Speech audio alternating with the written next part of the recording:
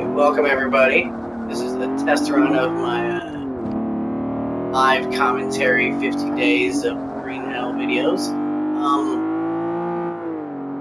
History of them. Never seen it before. With Forza 4, I did a series where I took a different stock car around the Nürburgring. Cockpit view only, no map, no HUD at all, no rewinds, and I try to drive it kind of how a real person would. So this isn't like about the fastest lap possible or anything like that. It's more of a how would you experience driving around the ring in whatever car I pick. For my first car and kind of a test car, I've chosen the E36 BMW M, which, if any of you know me, is a special place to me because I own a 1998 four-door version that's currently in my mother's garage with a tarp over it,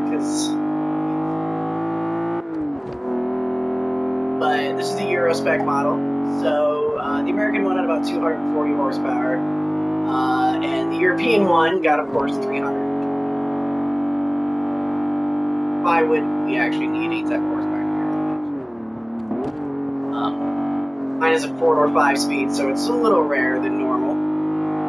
This, I believe, is a 95 in the game, I think. Maybe it's 97. I'm not sure, I have to look it up. I want to start actually getting real specs about the cars, so that way I have something a little bit more to talk about while I'm racing. You guys, I can tell you maybe the history or why I picked the car and like that. I also want to review the car while I'm doing it.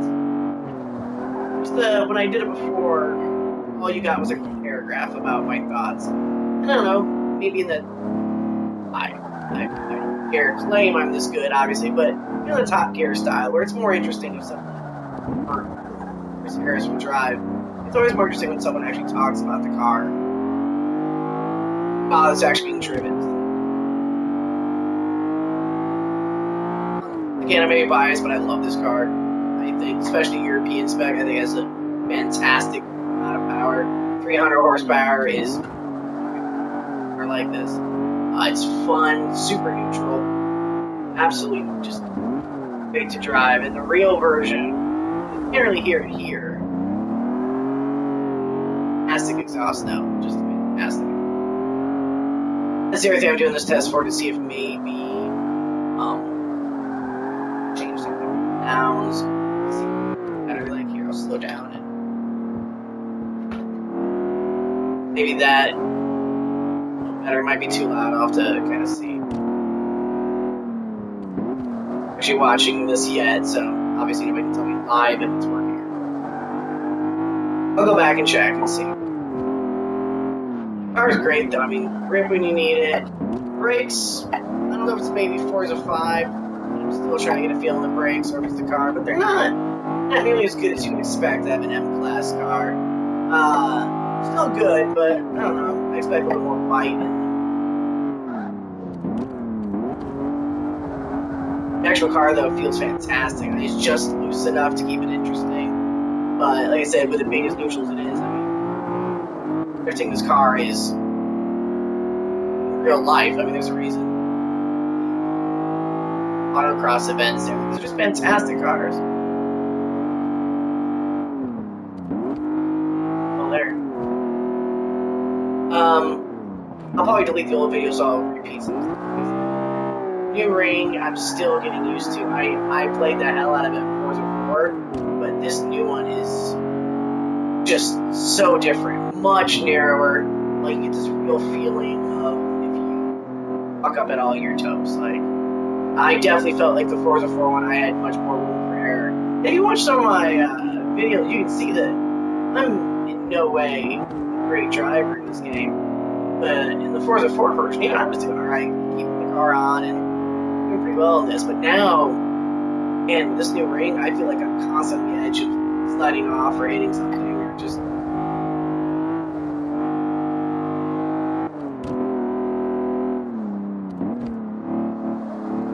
Cockpit is a little dark still. I'm doing no HUD, so still have to rely on dashboard to tell when to shift, and certain times it's a little hard to see exactly where the tach is.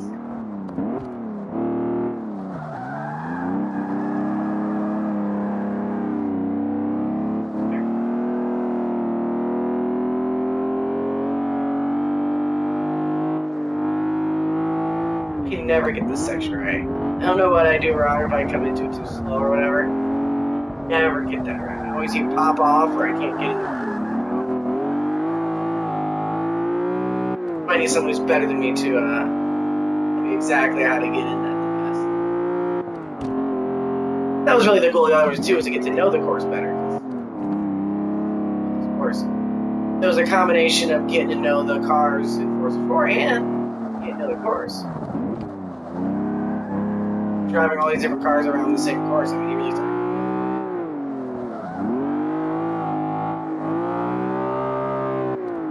I'm here for half that. Here's the reason why this was a practice one, right, guys? Oh.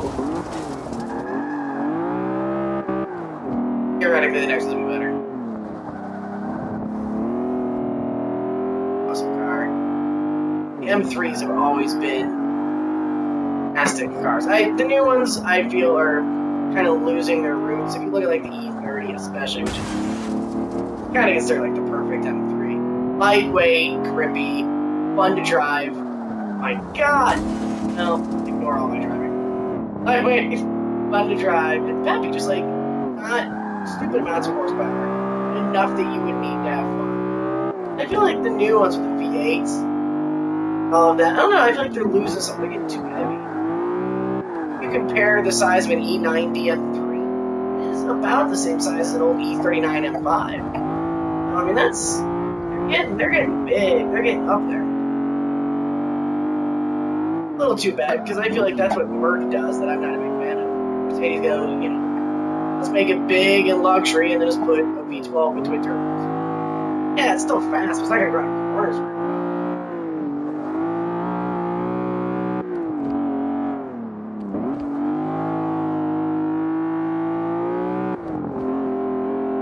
In other videos, I'll try to talk less, because I'm sure you don't actually want to hear me talking.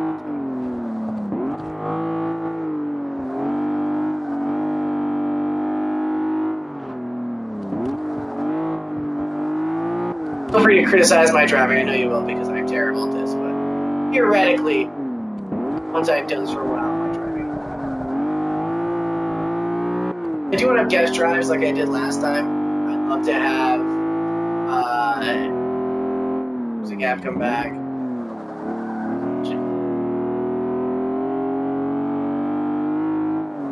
Oh, you know, I'll have to ask if you see this. Oh, here's my car. Yes, that is a Ferrari V8. That's my ringtone. Why not, right?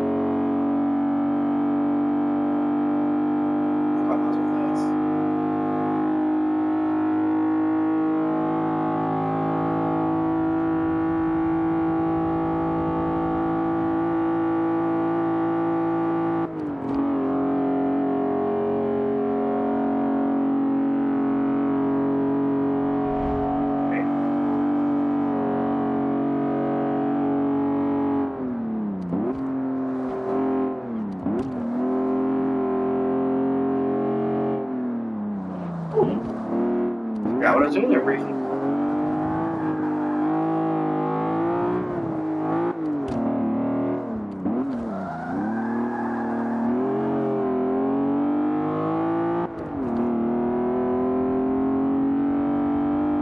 I crossed the line.